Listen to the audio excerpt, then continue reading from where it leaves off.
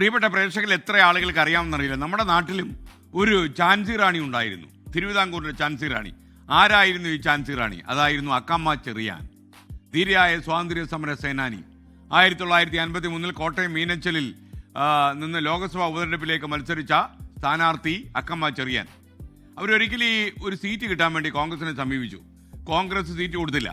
51 അവർ seat ചോദിച്ചു, കൊടുത്തില്ല. കോൺഗ്രസ് പരിഗണിച്ചില്ല.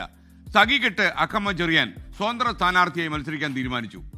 അക്കമ്മയുടെ സ്ഥാനാർത്ഥിത്വം പിൻവലിക്കാൻ ഒരുപാട് സമ്മർദ്ദം ഉണ്ടായി. അക്കമ്മയുടെ സഹോദരി റോസമ്മയുടെ ഭർത്താവ് പുന്നൂസ് കമ്മ്യൂണിസ്റ്റ് ആണെന്നും അക്കമ്മ കമ്മ്യൂണിസ്റ്റുകാരെ സഹായിക്കാൻ വേണ്ടി മത്സരിക്കുകയാണെന്നും വരെ അടുത്ത പ്രചാരണം നമ്മുടെ നാട്ടിൽ നടന്നു. അടുത്ത സമ്മർദ്ദങ്ങളുണ്ടായി. ആ സമയത്ത് അക്കമ്മ ഗർഭിണിയായിരുന്നു. എന്നിട്ടും അവർ മത്സരത്തിൽ നിന്ന് പിന്മാറിയില്ല. ആ സമയത്ത് ഒരുപാട് ആളുകൾ അവരെ എതിർത്ത് രംഗത്ത് വരുമ്പോൾ ഒരു കോർണറിൽ നിന്ന് അവർക്ക് അപൂർവമായൊരു പിന്തുണ ലഭിച്ചു. എഴുത്തുകാരി ലളിതാംബിക അന്തർജനത്തിൻ്റെതായിരുന്നു. നമുക്കറിയാം, ഇല്ലങ്ങളിലും തറവാടുകളിലും അതുപോലെ തന്നെ ബ്രാഹ്മണ തറവാടുകളിലുമൊക്കെ തന്നെ അടച്ചിട്ട അന്തർജനങ്ങളെ പുറം ലോകത്തെത്തിക്കാൻ പേന കയ്യിലെടുത്ത ലളിതാംബിക അന്തർജനം എന്ന കലാപകാരി. അവർ പറഞ്ഞു, വീട്ടിനുള്ളിൽ എന്നതുപോലെ നാട്ടിലും സ്ത്രീകൾക്ക് ഒരുപാട് കർത്തവ്യങ്ങൾ നിർവഹിക്കാനുണ്ട്.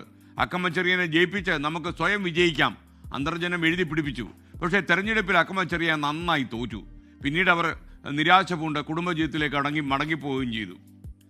നമ്മൾ ആലോചിക്കുമ്പോൾ അന്നും ഇന്നും രാഷ്ട്രീയ രംഗത്ത് ഒരു സ്ത്രീ വിരുദ്ധത നിലവിലുണ്ട്.